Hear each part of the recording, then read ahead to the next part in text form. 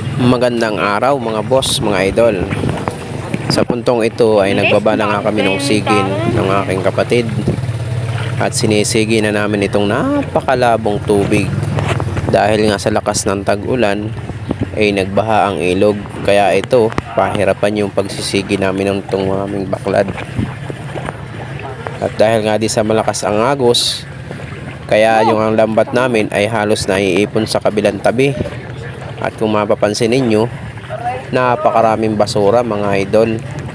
At may malaking kahoy na nakabalagbag dito sa gilid ng baklad. Sa puntong itong mga idol ay tapos na kami magsigin ng aking kapatid. At tinatalian na nga lang namin yung ilalim, pati yung ibabaw, para isampa namin dito sa aming balsa. Dahil nga malakas ang agos ay nahihirapan kami na isampa at talian yung ilalim. Hindi mo rin makikita ang ilalim dahil napakalabo nga ng tubig. At ito na nga mga boss, mga idol, nag-umpisa na kaming ilangoy papunta dito sa aming balsa at ilabas doon sa pangalawang bunuan yung aming sigin, na kung makikita ninyo talagang nahihirapan kaming maghila o hilahin dahil napakalakas nga ng agos mga idol. Ayan, at yung kapatid ko nga ay unang sasampa dito sa aming balsang ginawa. Ito nga palang balsang aming ginawa mga idol. Ito lang yung aming sinasakyan pag magpapandaw kami.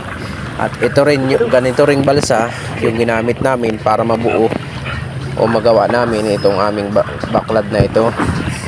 Ayan, kung makikita nyo mga idol ay hinihila ko na nga yung tali para maisampa ko na rin dito yung tingga o yung pangilalim ng aming sigin.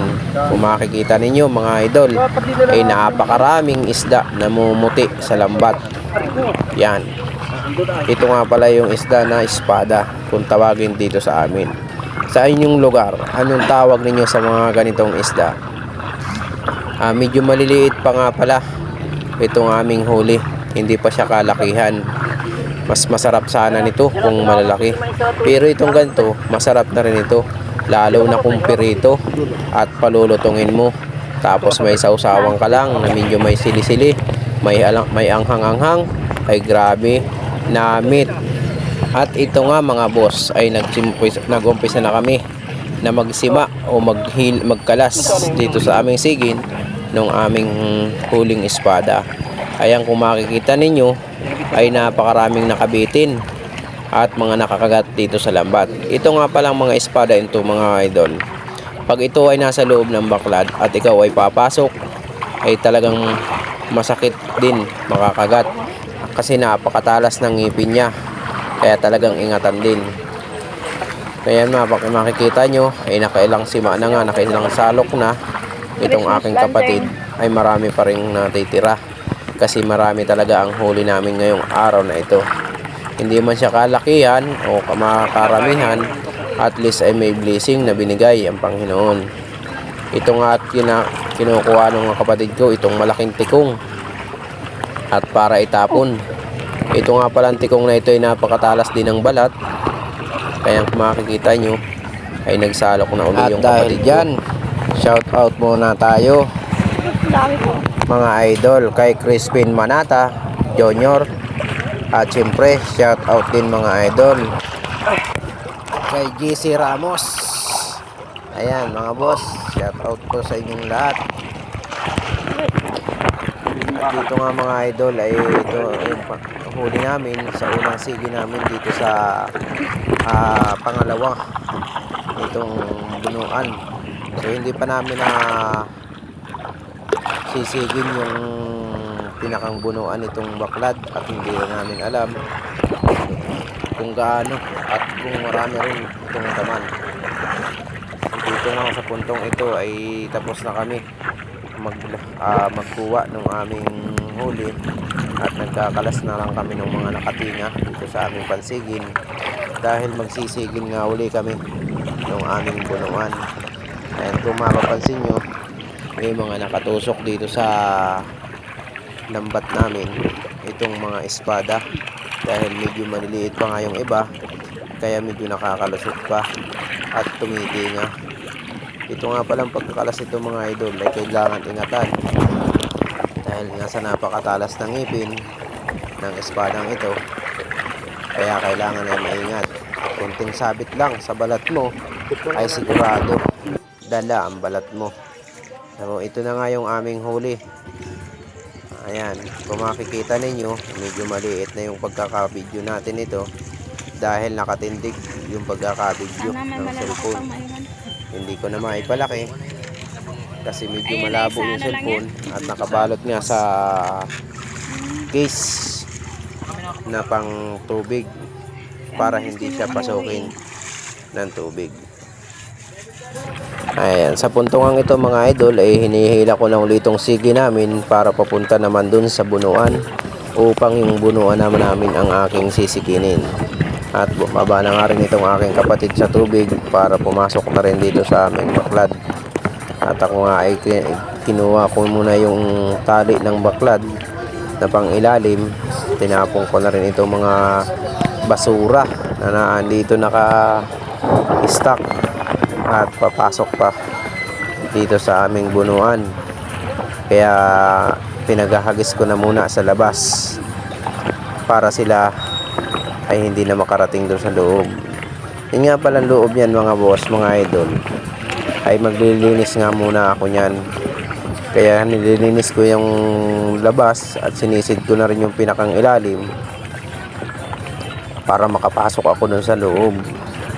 At kung makikita ninyo at mapapansin ninyo, ay hawak ng kapatid ko yung sima na malaki o salok para nga ipang sima ko dun sa mga basura. Sa puntong ito mga idol, mga boss, ay nandito na nga ako sa loob ng baklad na ito para nga magsima ng mga basura. At inuuna ko nga palang kalasin o tagkalin yung mga basura bago namin siginin para hindi na mapahalo sa aming mahuhuling isda. Ayan, kung makikita nyo ay nauga nga yung pinakampintuan dahil nagkakalas ako ng mga nakatusok ng kahoy-kahoy doon sa pinakampintuan dahil maraming nakaharang mga idol, mga boss. Ayan, sa puntong ito mga idol ay makikita nyo yung kapatid ko lumalabas na doon sa pangalawang pinto nitong aming baklad. At ito nga, fast forward na tayo, ay nakasampa na nga dito sa taas. At makita nyo, may lapo nga pala kaming huli dito na maliit, kaya binitawan ko na lang muna uli dito sa loob ng baklad. Yan na may hindi makakalabas hanggang sa lumaki yan dyan. Yan ay paulit-ulit ko lang mahuhuli dyan mga idol. At makikita nyo, ay kukunti na ang huli namin dito sa pinakang bunuan. Ang unti lang at muna ilang naman piraso ang din yung mga nakakasamang mga isda katulad ng kitang. At saka itong mga espada na medyo maliliit pa rin. Yan lang yung huli namin doon sa pinakambunuan namin. Ayan, panoorin natin mga idol.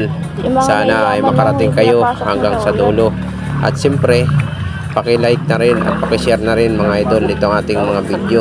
Maraming salamat nga pala doon sa ating mga supporters dyan. Kasi po, mayaman yan. Na walang sawa, na nakikinig at nanonood dito sa ating mga video mga idol. Thank you very much sa inyong lahat sa walang sawa ninyong suporta. Sana ipatuloy niyong suportahan itong ating mga video na ginagawa. Siguro sa mga susunod at ako'y nakagawa na ng bangka, ay baka ako'y puro dagat na uli ang aking mga video mga idol. May upload man tayo na mga pailan-ilan na kung saang lugar, pero siguro magpo-focus na tayo sa dagat gawa ng ating baklad. So panoorin natin to mga idol hanggang dulo. Mahaba pa rin. Nawala yung pangilong isa, yung malaki. Diretso mo dito. Saan?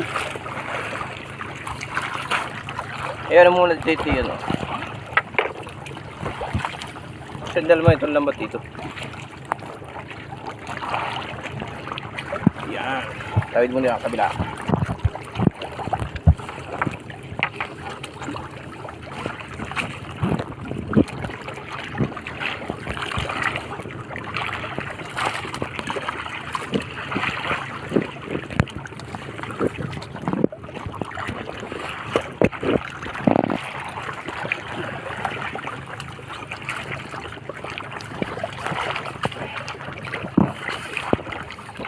Alam mo, saan ito eh.